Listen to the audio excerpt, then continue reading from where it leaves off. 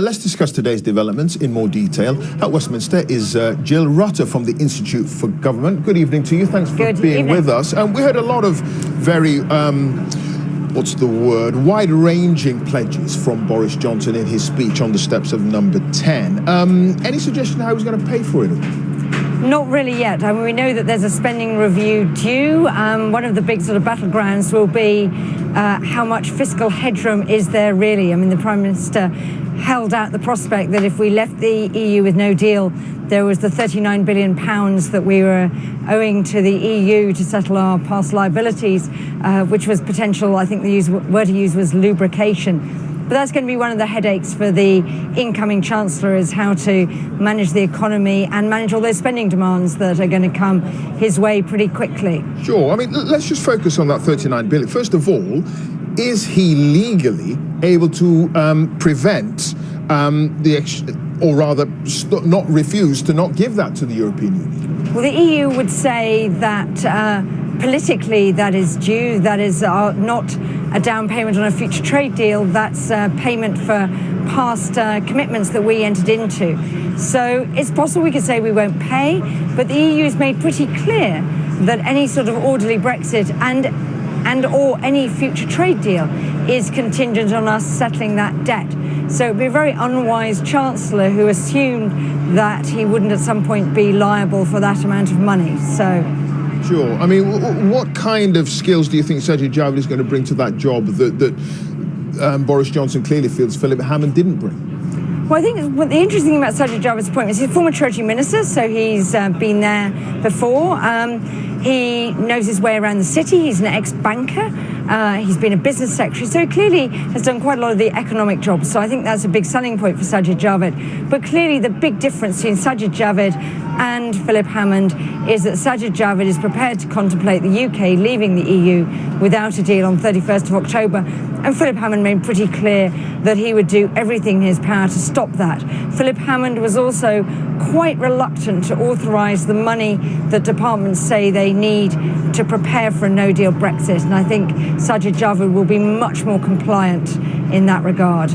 Indeed, bearing in mind that his boss has made it clear that it's do or die, no ifs or buts. We're going to leave on October the 31st. Michael Gove could be instrumental in that, mightn't he, given his new position at the Duchy of Lancaster? It's a really interesting move. It seems to be that Michael Gove from the Cabinet Office is going to be the sort of overlord of no-deal preparations. And that's a really interesting appointment. Actually, I think that's quite a good appointment, because Michael Gove has been in the front line of preparing for no deal at DEFRA. And one of the things that's really interesting about that appointment is Michael Gove has always been one of the people who has been downplaying how easy it would be to get out of the EU with no deal. He knows that it's going to have very big impacts on farming. That's a sector he used to be responsible for.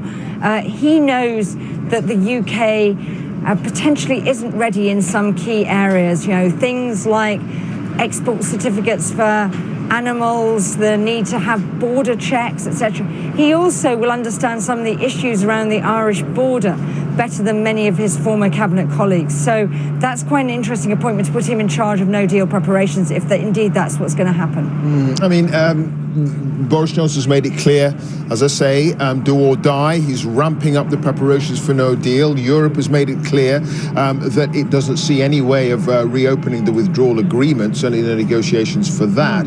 What do you think the chances are of a no deal as we speak tonight?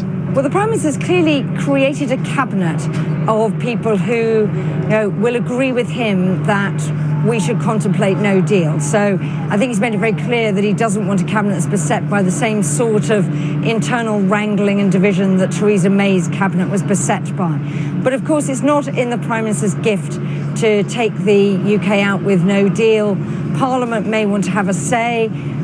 It's not immediately clear how Parliament can stop that, but one of the things that his reshuffle has done is create quite a lot of people, those who voluntarily decided they'd leave the cabinet and go onto the back benches to oppose no deal, people like Philip Hammond, people like David Gove, Greg Clark, who waited to be sacked. Some of those people are very opposed to no deal.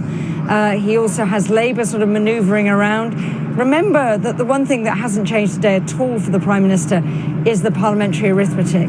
So he's still got a wafer-thin majority with the support of the DUP. Brecon-Radnorshire by-election next week might take that down another notch. So he's in a very precarious parliamentary position. So he may say, I've got a cabinet that's prepared to go out with no deal.